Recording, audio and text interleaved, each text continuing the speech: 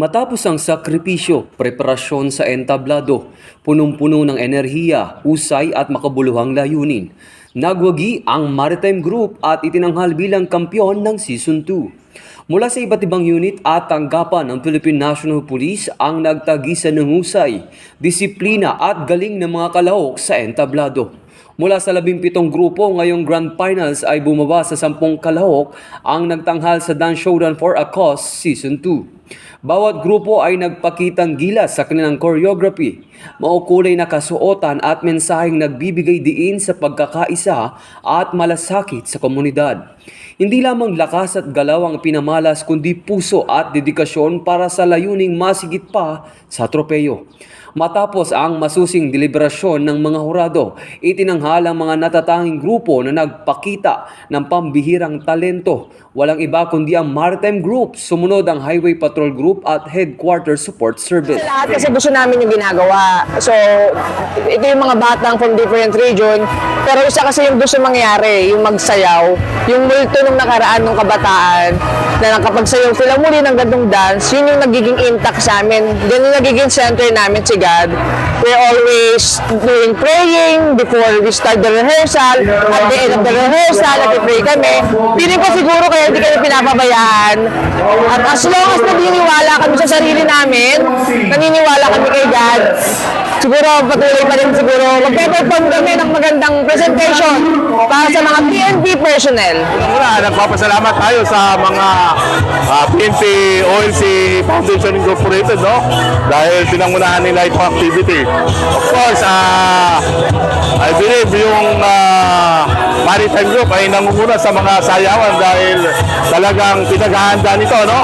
Of course, dati kaming champion, so dapat talaga nakapaghandaan para maging back-to-back. At the same time, nandyan ang kanilang magaling na coach, no? At of course, yung mga sa command group at sa division chief, talagang todo ang suporta nila. Hindi kami makapaniwalang nakakuha ng first runner-up. Gawa ng hindi po kami lagi nakakapag-practice ng sabay-sabay gawa ng may trabaho rin po. Pero sa tulong po ng isa't isa, nagawa po namin. Ito ba, nakakuha kami ng first prize. Tulungan lang po.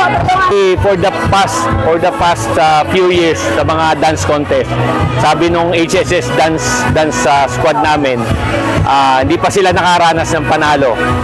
For the first time, second to the last time number 7. Ang sabi ko sa kanila, walang pressure sa inyo. Mag-perform lang kayo ng maayos, give it your best shot. Kung mananalo kayo, mananalo kayo. Sabi ko sa kanila kanina, we are very proud of you, whatever happens sa gabing ito. Sabi ko, mag-perform kayo, kung mananalo kayo, mananalo kayo. But nung makita ko sila kagabi, sabi ko, hindi na lang tayo sasali ha, hindi na lang kayo magpe-perform. Ihataw nyo pa. Ang aim natin ngayon is manalo na. But yung makasama kami sa top 10, we were very happy and we were very proud of our dance squad. Minotivate namin sila for the past few days at eto na, in-expect ko bilang director nila na papasok kami sa top 3. Naging matagumpay ang programa sa pangunguna ng Philippine National Police at PNP OLC Foundation Incorporated sa pangunguna ni Chief PNP Police General Jose Melencio Nartates Jr., Mrs. Mary Rose Nartates, Mrs. Leilani Alba, Police Brigadier General Bina Guzman, Direktor ng PICA-G at opisyal ng mga PNP na sumuporta sa programa. It's the collective effort. Really, may nararating ito dahil lahat ng proceeds sa mga sponsors ay mapupunta po sa ating mga kapatid na may sakit, yung may mga chronic illnesses, at saka yung may cancer. So, you should be very happy that the effort tonight is a concerted effort ng lahat para matulungan po yung ating mga kapatid na may sakit. Ang Dance Showdown for a Cause Season 2 ay hindi lamang patimpalak ng talento at galaw, kundi isang simbolo ng pagkakaisa, malasakit at tunay na bayanihan para sa ating mga PNP personnel na dumaraan sa hamon ng karamdaman.